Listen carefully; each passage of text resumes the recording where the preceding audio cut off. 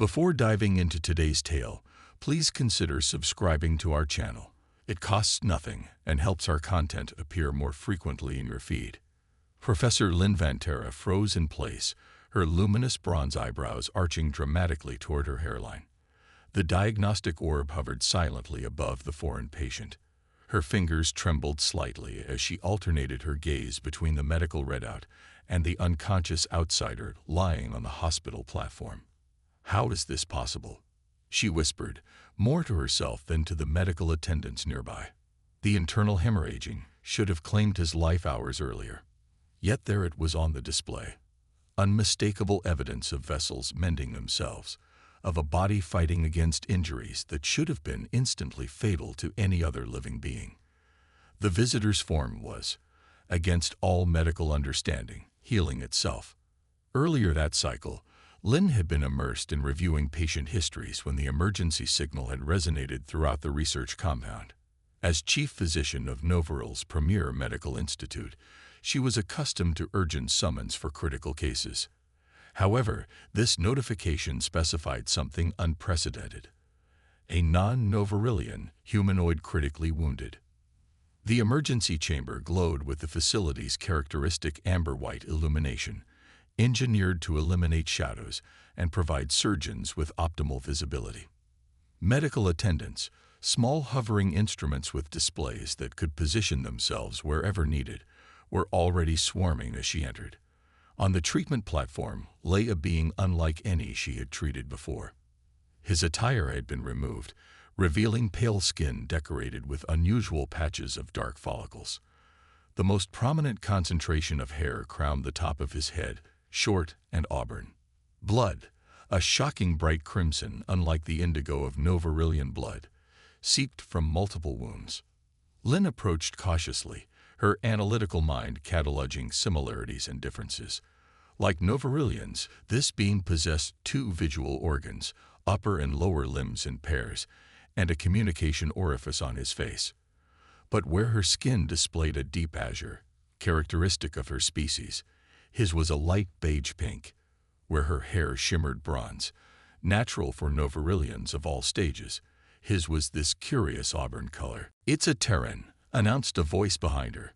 Dr. Peltar, one of her younger associates, had stepped beside her. Boundary Patrol reports he was in a solitary vessel that engaged with Dralakian raiders. Multiple adversaries against one, remarkably. Somehow he still managed to land his craft on our world and request assistance before losing consciousness from his injuries. Lynn paused in surprise. Multiple Dralakians, and he survived long enough to land. Impressive. She leaned closer, examining a particularly deep laceration on the Terran's midsection. Though not for much longer, she suspected. "Prepare the neural scanner. I need to assess the brain trauma." "Do we really need to expend resources?" Peltar asked quietly. "This species has no treaties with Novarill. Technically, we have no obligation. He's a patient who reached my operating platform." Lynn interrupted, her tone allowing no debate. "I don't allow patients to perish because of politics, Dr. Peltar." The neural scanner revealed what Lynn had feared: significant bleeding around the brain. The impact from the crash had caused the Terran's brain to collide with his skull, rupturing blood vessels. Blood was pooling dangerously, creating pressure. "He won't survive this," she stated clinically, though disappointment flickered across her features. "But we'll do what we can. Prepare for emergency extraction of the hematoma."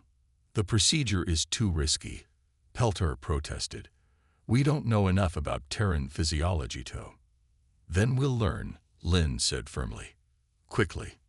The procedure resembled navigating uncharted space.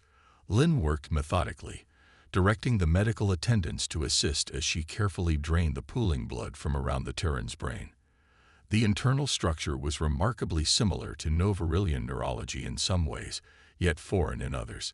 She couldn't help but marvel at its complexity, even as she remained certain her efforts were likely futile. After several intense hours, she had done all she could. The bleeding had been stopped, the pressure relieved, but the damage was extensive. In a Novarillian patient, this level of trauma would have been unsurvivable. that would never have reached the operating platform. "That's all we can do," she announced, stepping back. "Monitor his vital signs and inform me immediately of any changes." The staff dispersed, leaving the unconscious Terran under the watchful sensors of the medical attendants. But Lynn lingered. "You're staying?" Peltar asked, pausing at the doorway. "Someone should," she replied. "The data could be valuable to our understanding of Terran physiology." Peltar nodded, seeing through her scientific justification, but choosing not to comment. "I'll check in before morning shift." Alone with the Terran and the quiet attendants, Lynn settled into a seat beside the platform they had placed him on. This wasn't unusual for her. Having no family and little social life outside her work, she had spent countless cycles in the medical facility with critical patients. Work was her existence, had been for many cycles. As the night progressed, Lynn monitored the Terran's neural readings with growing curiosity. The deterioration she had predicted wasn't occurring, at least not at the rate she had expected. The attendants continued running diagnostics, and she analyzed the data in real time, comparing it to known recovery patterns of other species. Something strange was happening. The Terran cells appeared to be regenerating at an accelerated rate.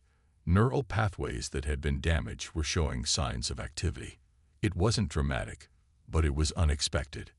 Lynn accessed the images from the crash site. The vessel was mangled almost beyond recognition. Twisted metal and shattered transparent steel. The fact that anyone had survived such an impact was remarkable. The fact that this Terran had not only survived, but had been conscious long enough to call for help was more remarkable still. "Who are you?" she murmured, studying the unconscious face. "And what makes your species so resilient?" She continued observing his condition throughout the night, logging every slight change, every unexpected reading. The sun was just beginning to rise over this hemisphere of Novaril when she noticed his breathing pattern changing.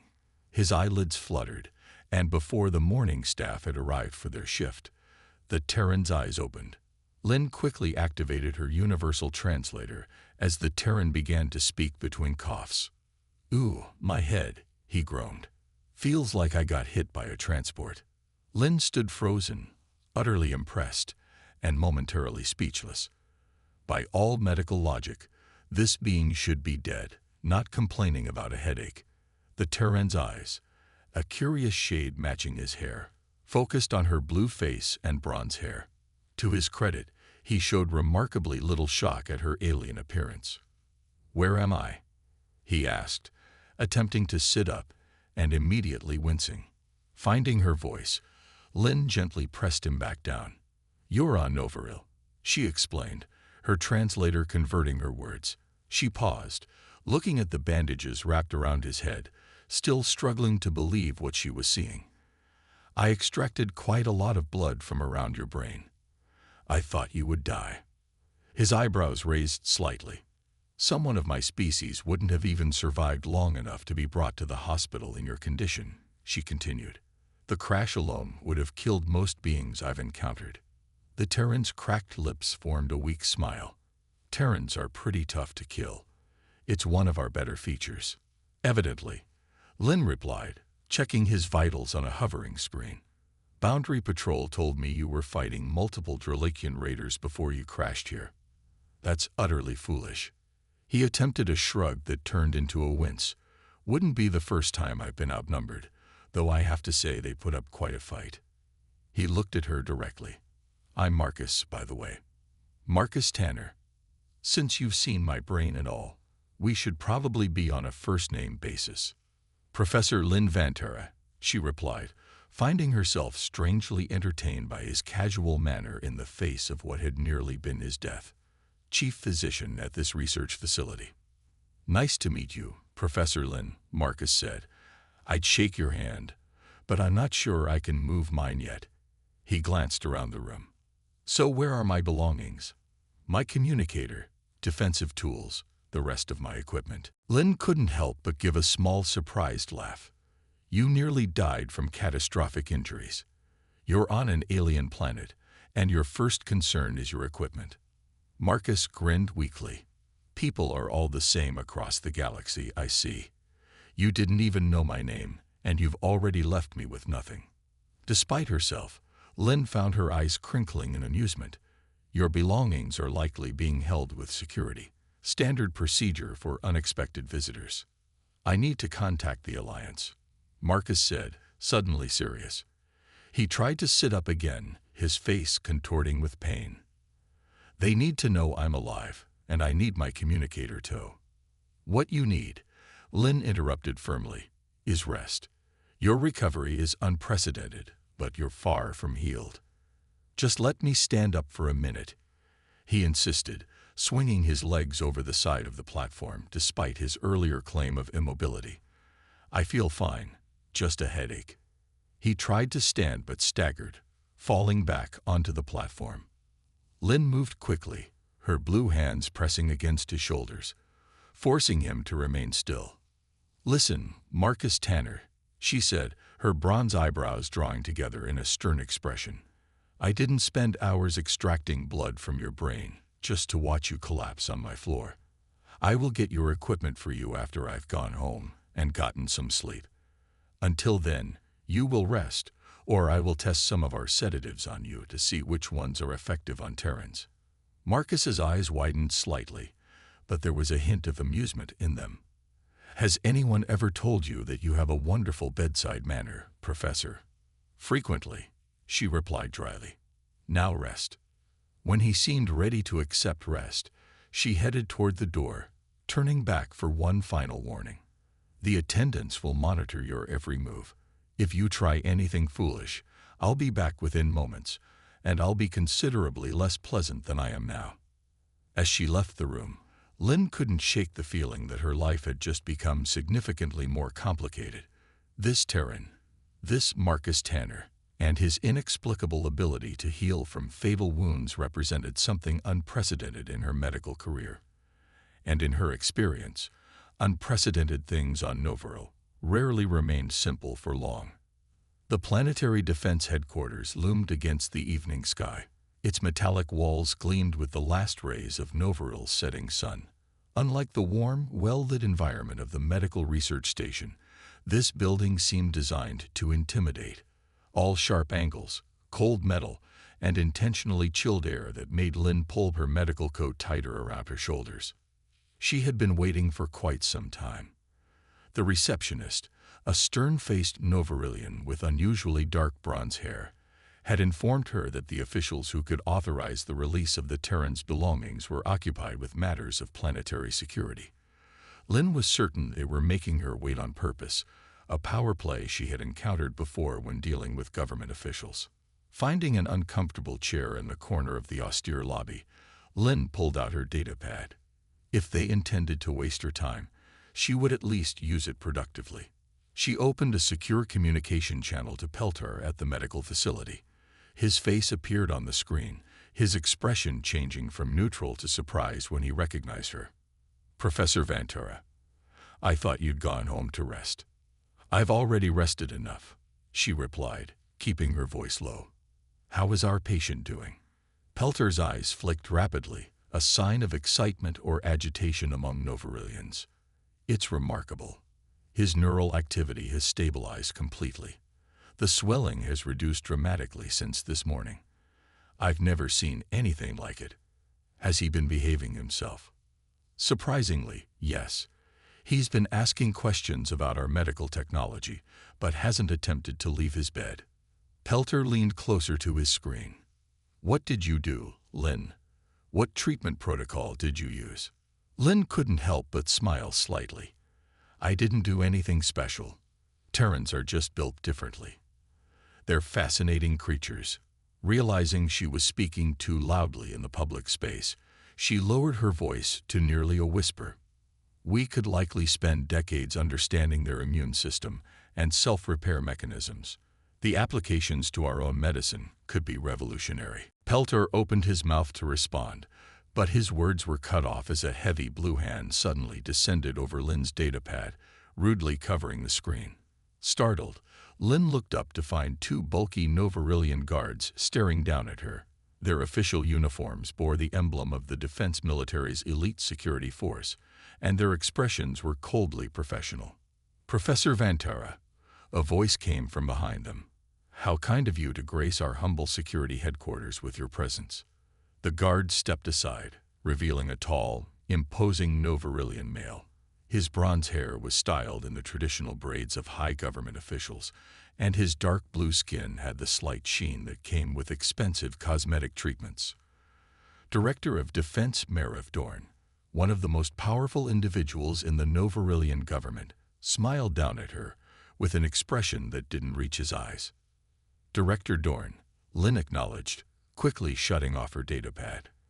"I didn't expect to meet with someone of your stature. And yet here we are." His smile widened slightly. "You're the doctor who saved the Terran, are you not?" Lynn stood, refusing to remain seated while being loomed over. "I am." "Fascinating creatures, Terrans," Dorn said, echoing her own words from moments ago. "Tell me, why exactly are you here, Professor?" "I came to recover my patient's belongings," Lynn replied evenly. "His communication device, scanner, and other equipment. As his attending physician, That would be a bad idea," Dorn interrupted, his tone still pleasant, but with an unmistakable edge. "The Terran won't need his things where he's going." A chill ran down Lynn's spine that had nothing to do with the building's cold air. "And where exactly is that, Director?" "A specialized research facility," Dorn replied, gesturing for her to follow him away from the public lobby. Against her better judgment, Lynn complied, the two guards falling into step behind them.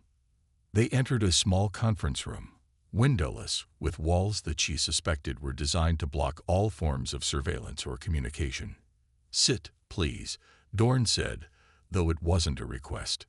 Once they were seated across from each other at the sleek metal table, Dorn continued, "Your discovery regarding the Terran's extraordinary healing abilities is of great interest to the Defense Ministry. We believe studying this individual could lead to significant advancements, treatments for currently incurable diseases, enhanced healing for our soldiers, perhaps even methods to extend our natural lifespans. You're planning to transfer him to a secret facility for experimentation," Lynn stated flatly. Dorn's eyes flashed amusement. "Experimentation sounds so primitive. We prefer comprehensive biological study. And yes, thanks to your excellent care and detailed medical records, we now understand what a valuable resource we have in our possession." A cold realization washed over Lynn. "You've been monitoring my medical examinations." "Of course we have," Dorn laughed, not bothering to deny it. "Did you think a non-Novarillian life form could crash land on our planet, be taken to our premier medical facility, and not be under constant surveillance? The neural scanners, the tissue analyzers, even the hovering attendants, all of them feed data directly to our security systems. That's a violation of medical privacy," Lynn protested, though she knew how hollow her words sounded.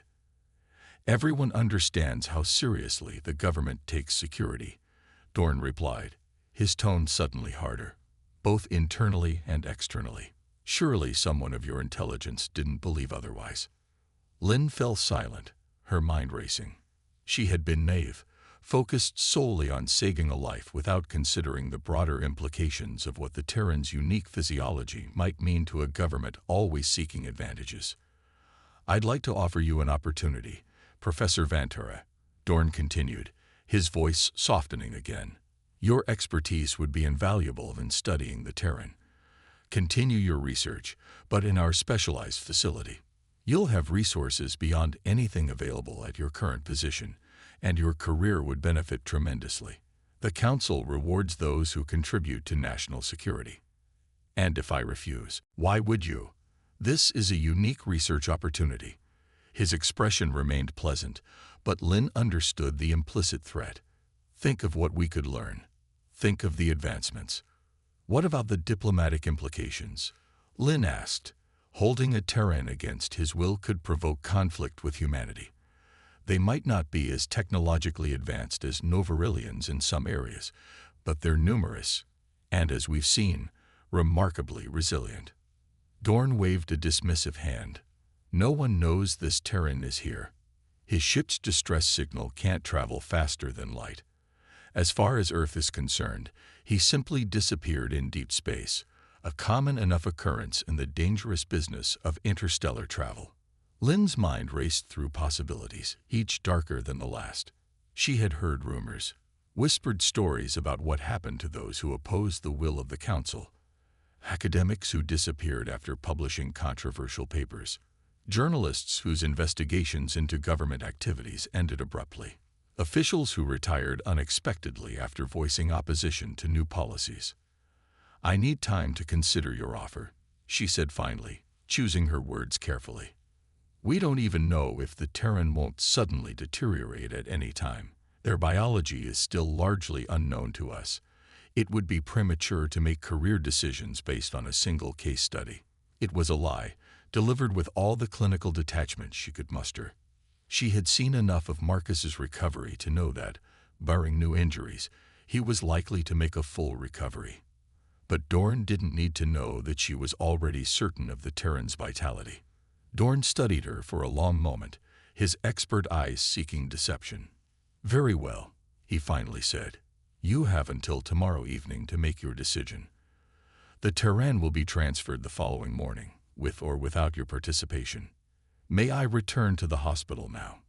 Lynn asked, keeping her expression neutral. "Of course," Dorn nodded, standing to indicate the meeting was over. As Lynn turned towards the door, Dorn's voice stopped her once more. "Professor Vantara, a word of advice. Having a hero complex is not good for one's health in these uncertain times." His tone shifted, becoming silkier. "But ambition can take you far." Lynn didn't respond, simply nodding before walking out past the guards and through the lobby with controlled steps that betrayed none of the turmoil inside her. It was only when she reached the outside air, the evening breeze cool against her face, that she realized how wildly her heart was beating. Her mind swirled with overlapping thoughts and emotions, fear, indignation, and a growing sense of responsibility toward her unlikely patient. The medical transport she had arrived in waited for her, its automated systems recognizing her approach and opening the door. As she settled into the seat and the vehicle began its journey back to the medical facility, Lynn considered her options. She could accept Dorn's offer, continue her research under government supervision. It would be the safest choice for her career, her life even. And there was a part of her, the scientist, that was genuinely fascinated by the research potential. Or she could refuse, potentially facing consequences she didn't want to contemplate. But even if she declined the position, Marcus would still be taken, still be studied without someone advocating for his respectful treatment. There was a third option, one that she could barely bring herself to consider.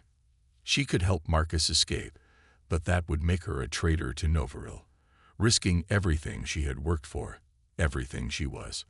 As the medical facility came into view, its lights bright against the darkening sky, a heavy question weighed down on her.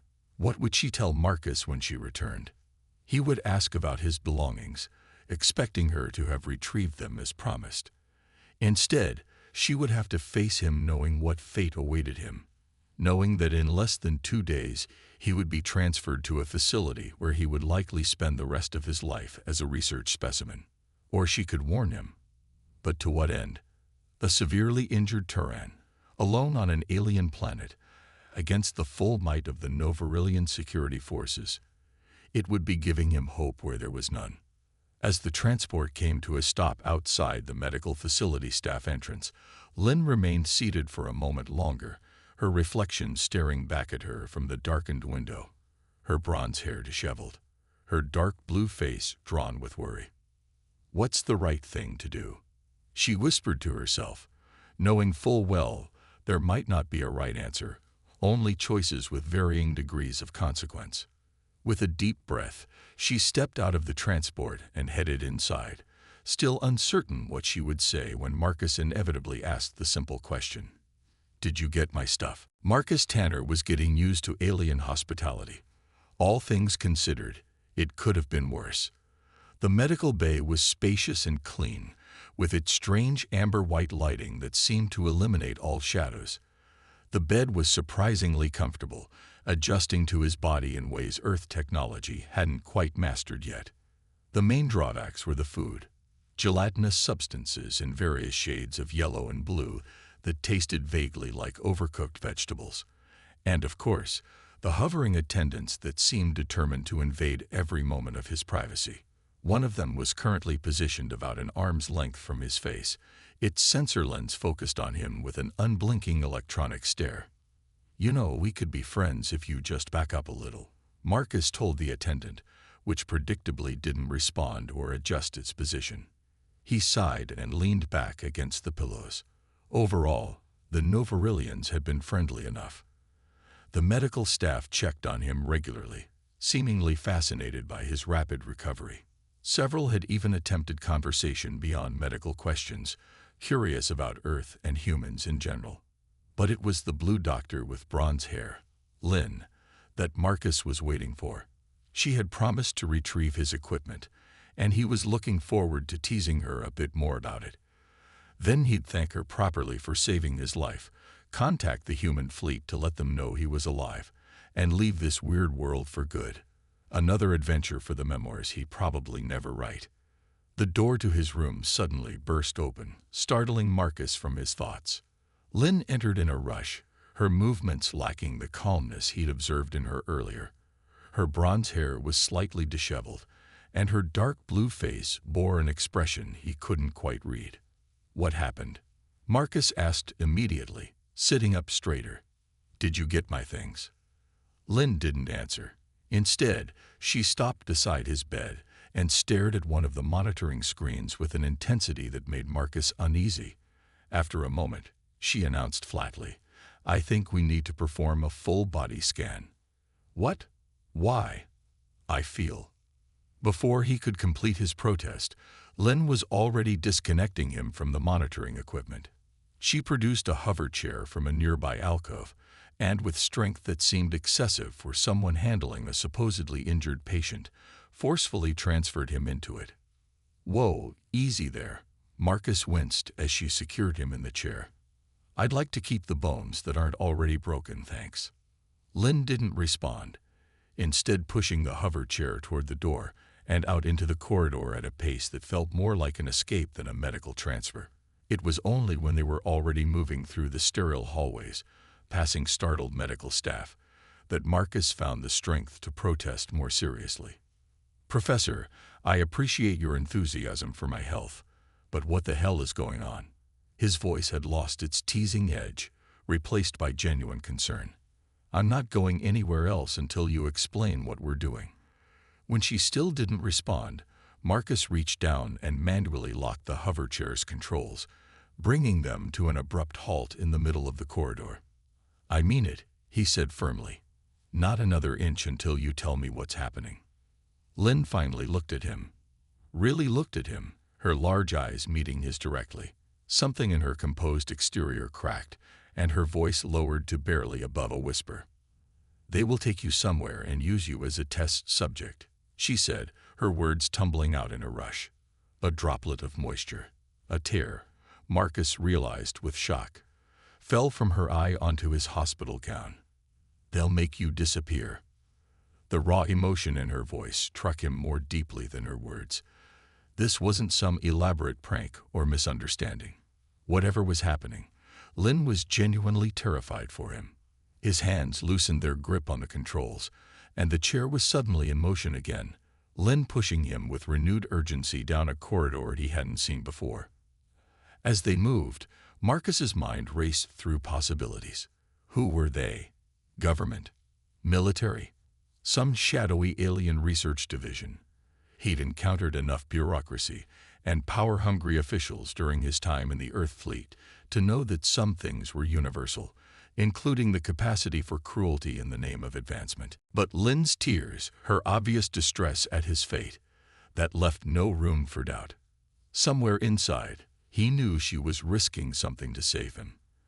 And as naive as it might be, he decided to trust her for now. She pushed him through a door that slid open automatically, revealing a room filled with communication equipment. A Novarillian male sat at a console, his head jerking up in surprise at their sudden entrance. "Professor Vantera," the technician said, clearly startled. "What are you?" "Shut up," Lynn interrupted, her voice steady despite the tears that had fallen moments ago. "Establish immediate contact with the Terran homeworld." The technician's inner eyelids flicked rapidly as he looked from Lynn to Marcus and back again. "I don't understand. Protocol requires authorization from—" "I said now." Lynn's voice rose sharply. "This is a medical emergency. I am technically your superior, and you can say goodbye to your position if you don't obey me." The technician hesitated, then seemed to recognize something in Lynn's demeanor that convinced him of her seriousness. "Visual communication is the only channel available for direct contact," he said, his fingers already moving towards the console. "Even better," Lynn replied. A large screen on the wall activated, displaying static at first, then resolving into the image of a surprised-looking human officer in an Earth Fleet uniform. "This is Earth Fleet Command," the woman on the screen said, her professional demeanor not concealing her surprise at receiving a direct transmission from what she clearly recognized as an unknown source. "Identify yourself." Before Marcus could speak, Lynn stepped forward, her words pouring out in a torrent. "My name is Professor Lynn Vantera of Novaril. Your pilot Marcus Tanner crashed on our world after an encounter with Dralakian ships. He is alive and recovering well under my care." She gestured to Marcus in the hover chair. "But my superiors intend to transfer him to a secret facility for experimentation. They plan to make him disappear." The human communications officer's expression shifted from professional neutrality to alarm. Marcus tried to interject, but Lynn continued, her voice growing more urgent. "If you don't hear from Marcus again, it's because he's being used for experiments somewhere, or perhaps has already been killed." She turned to look at Marcus, her eyes softening. "My burden is lifted. Whatever happens from now on, I've done all I could to save him." The person on the screen asked more questions, but Marcus barely heard them. He was staring at Lynn, finally understanding the full weight of what she had just done. For him, a stranger from another world. Many weeks later, the cell in the high tower of Novaril's maximum security detention center was small but clean. Lynn lay on the narrow bed, staring at the ceiling with empty eyes. Unlike the other prisoners, she had been deemed too disruptive to be allowed access to the communal areas or exercise yards. No fresh air, no companionship, just endless isolation. She knew the real reason for her solitary confinement had nothing to do with being disruptive. It was the fallout from her decision weeks ago, the interspecies scandal that had rocked not just Novaril, but several neighboring systems as well. Did she regret saving the Terran and causing what news networks were calling the biggest diplomatic crisis of the galactic cycle? Absolutely not. The human fleet's immediate and forceful demands for Marcus's return had sent shockwaves through Novarillian politics. Many powerful officials had fallen from grace alongside her, including Director Dorn himself, exposed for unauthorized surveillance and plans for illegal experimentation on a citizen of an allied species. The fact that she wasn't actually guilty of any crime under Novarillian law bothered her deeply. Her actions had been justified as saving a patient from unethical treatment, but the embarrassment she had caused the government required a scapegoat. So here she was, sentenced to decades for endangering planetary security, while Marcus had been safely returned to his people. At least now she could sleep as much as she wanted. She thought bitterly. Her days of helping others were gone for good. She was still staring at the ceiling when a tremendous explosion rocked the building. The wall of her cell burst inward, sending chunks of debris flying across the room. The noise left her ears ringing, and dust filled the air, stinging her eyes and lungs. Coughing and disoriented, Lynn used her prison uniform to wipe her eyes, trying to clear her vision. As the dust began to settle, a blurred bipedal shape formed against the bright light streaming through the new hole in her wall. After several more blinks, the shape resolved into a familiar figure, Marcus Tanner, suspended in midair outside her cell. He was hanging from a cable that extended upward out of her sightline. When their eyes connected, he said just 2 words, "Jump and I'll catch you." Only then did her mind fully understand that Marcus was being held by some sort of harness, and he wanted her to jump through the hole in her cell wall, stories above the ground, and trust him to catch her. Lynn took 1 step towards the ragged opening and froze as she noticed the dizzying height. The ground below seemed impossibly distant, the people and vehicles reduced to tiny specks. "I can't," she said, stepping back from the edge. "Remember the hover chair," Marcus called back, his voice barely audible over the wailing alarms that had begun throughout the prison. "This isn't different. Trust me." Something changed inside Lynn at those words. A decision crystallized in her mind, and before she could second-guess herself, she was running toward the opening. She closed her eyes and jumped. For a moment she felt weightless, suspended in empty air, nothing between her and the distant ground. Then came the impact, not of hitting the ground, but of being caught by strong arms. She felt a firm grip she had never experienced before, securing her against the fall. When she opened her eyes, the cable was already being pulled upward, lifting them toward what looked like a sleek ship with some sort of stealth technology. Its outline seemed to waver and shift against the sky, making it difficult to focus on. "I didn't think Terrans had this sort of stealth technology," she commented, trying to sound casual despite her racing heart and the shouting of guards now visible in her destroyed cell below. "Good thing neither did your government," Marcus replied with a grin. Still clinging to him as they ascended toward the waiting ship, she asked, "What happens to me now?" Marcus laughed, a warm sound that somehow made their precarious position seem less terrifying. "Being welcomed and received as a hero on Earth or protected by the Galactic Council, those are the options you can choose." Noticing her surprise, he added, "Don't worry. If anything goes wrong, I'll save you again. No amount of prison breaks is enough to thank you for what you did." Lynn didn't reply. Instead, she simply rested her head against his arm and watched as the prison grew smaller below them, the wind rushing past as they rose toward freedom. And whatever the future might hold, a new life certainly awaited.